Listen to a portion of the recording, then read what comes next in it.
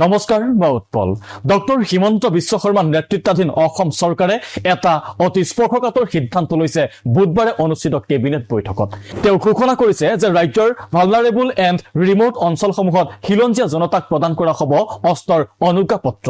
কোন অঞ্চলক স্পৰ্শকাতৰ বুলি কোৱা হ'ব সেই সিদ্ধান্ত ল'ব ৰাজ্য চৰকাৰে ইয়াৰ যুক্তি হিচাপে মুখ্যমন্ত্ৰী ডক্টৰ হিমন্ত বিশ্ব শৰ্মাই কৈছে যে বাংলাদেশৰ শেহতীয়া পৰিস্থিতিৰ বাবে মানকাছৰ ধুবুৰী নগাঁও মৰিগাঁও বৰপেটা আদিৰ বহু স্পৰ্শকাতৰ অঞ্চলত খিলঞ্জীয়া জনতা বাহিৰৰ আৰু আভ্যন্তৰীণ শক্তিৰ পৰা ভাবুকিৰ সন্মুখীন হৈছে সেইবাবে তেনে অঞ্চলৰ খিলঞ্জীয়া জনতাক আত্মৰক্ষাৰ বাবে দিয়া হ'ব অস্ত্ৰৰ অনুজ্ঞাপত্ৰ কোন কোন অঞ্চলক স্পৰ্শকাতৰ বুলি কোৱা হ'ব সেই সিদ্ধান্ত ল'ব অসম চৰকাৰে প্ৰয়োজনত গুৱাহাটীৰ হাতীগাঁৱৰ দৰে অঞ্চলকো স্পৰ্শকাতৰ বুলি ঘোষণা কৰা হ'ব নেতে অত্যন্ত গুৰুত্বপূৰ্ণ আৰু এটা সংবেদনশীল সিদ্ধান্ত লৈছে সেইটো আপোনালোকে জানে যে আমাৰ ধুবুৰী নগাঁও মৰিগাঁও বৰপেটা সাউথ সালমাৰা গোৱালপাৰা আদি বিভিন্ন জিলাত আমাৰ খিলঞ্জীয়া লোকসকলে তাত যেহেতু আমি সংখ্যালঘিষ্ঠ খিলঞ্জীয়া লোকসকলে যথেষ্ট নিৰাপত্তাৰ প্ৰশ্নত তেওঁলোকে সদায় সন্মুখীন হৈ থাকিব লাগে বিশেষকৈ বাংলাদেশৰ হোৱা ঘটনাৱলীৰ পৰিপ্ৰেক্ষিতত তেওঁলোকে বাংলাদেশৰ ফালৰ পৰাও আক্ৰমণৰ বলি হ'ব পাৰে আৰু নিজৰ গাঁওখনতো আক্ৰমণৰ বলি হ'ব পাৰে সেই পৰিপ্ৰেক্ষিতত আজি কেবিনেটে সিদ্ধান্ত লৈছে যে আমাৰ অসমত এনেকুৱা যিবিলাক ভালনাৰেবল এৰিয়া আছে তাত খিলঞ্জীয়া জনসাধাৰণক আৰ্ম লাইসেন্স দিয়া হ'ব আমি তেওঁলোকক আৰ্ম লাইসেন্স দিম তেওঁলোকে যাতে কোনোবাই যদি ভাবে যে মই বন্দুক কিনিম বা মই আগ্নেয়াস্ত্ৰ ৰাখিম তাৰ কাৰণে আজি আমি এটা স্কিম এনাউন্স কৰিছো special schemes for grant of arm licences to original inhabitants and indigenous Indian citizen in vulnerable and remote areas of Assam আমাৰ বহুত সময়ত আমি দেখা পাওঁ যে নিৰাপত্তাৰ প্ৰশ্নত তেখেতসকল ভোগ কৰি থাকে আৰু বিশেষকৈ এতিয়া যেহেতু বাংলাদেশী নাগৰিক আদি বিতৰণৰ বহুত কাম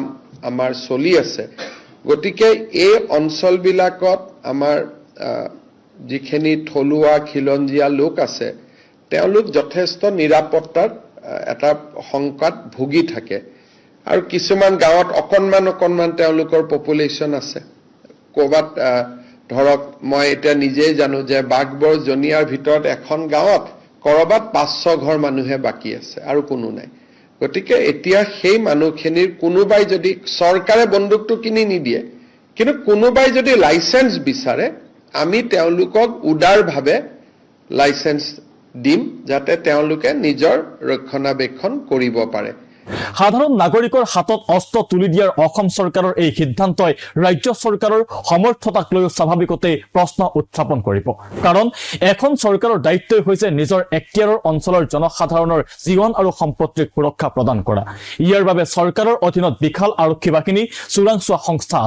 আছে নিৰাপত্তা বাহিনীও যদি কোনো অঞ্চলৰ লোকৰ জীৱনৰ নিৰাপত্তা বিঘ্নিত হোৱা বুলি চৰকাৰৰ ওচৰত খবৰ আছে অভিযোগ আপত্তি আছে চৰকাৰৰ প্ৰথম কৰণীয় হ'ব লাগিছিল সেই অঞ্চল সমূহৰ নিৰাপত্তা ব্যৱস্থা সুদৃঢ় কৰা প্ৰয়োজনত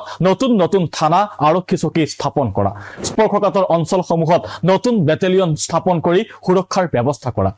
এই প্ৰাথমিক দায়িত্ব পালনত কৰবাত ব্যৰ্থ হলেহে ব্যক্তিগতভাৱে অস্ত্ৰৰ অনুজ্ঞাপত্ৰ দিয়াৰ প্ৰয়োজন আহি পৰে কিন্তু অস্ত্ৰৰ অনুজ্ঞাপত্ৰ দিয়াৰ ক্ষেত্ৰত চৰকাৰ আৰু প্ৰশাসনে সদায় সাৱধানতা অৱলম্বন কৰি আহিছে কিয়নো অস্ত্ৰ সহজলভ্য হৈ উঠিব তেনে সম্ভাৱনাই মুখ্যমন্ত্ৰীৰ ঘোষণাৰ পৰা প্ৰকট হৈ পৰিছে অস্ত্ৰ যদি সহজলভ্য হৈ পৰে ৰাজ্যত কি এক ভয়ানক পৰিস্থিতিৰ সূচনা হ'ব পাৰে সেয়া সহজেই অনুমেয় ৰাজনৈতিক সিদ্ধান্ত আৰু বিচক্ষণতাৰে জাতি মাটি ভেটি ৰক্ষা কৰিব নোৱাৰি মুখ্যমন্ত্ৰী ডক্টৰ হিমন্ত বিশ্ব শৰ্মা নেতৃত্বাধীন চৰকাৰখনে জাতি মাটিৰ ৰক্ষাৰ নামত অস্ত্ৰৰ অনুজ্ঞাপত্ৰ প্ৰদানৰ যি সিদ্ধান্ত লৈছে তাৰ পৰা জাতি মাটিৰ ৰক্ষা হয়নে অসম অৰাজক হৈ পৰে তাৰ কোনো নিশ্চয়তা নোহোৱা হৈ পৰিছে কিন্তু এখন সভ্য সমাজত অস্ত্ৰ উভৈনদী কৰাৰ সিদ্ধান্তই যে অসমক এক অধিক জটিল পৰিস্থিতিৰ মাজলৈ ঠেলি দিব সেয়া নিশ্চিত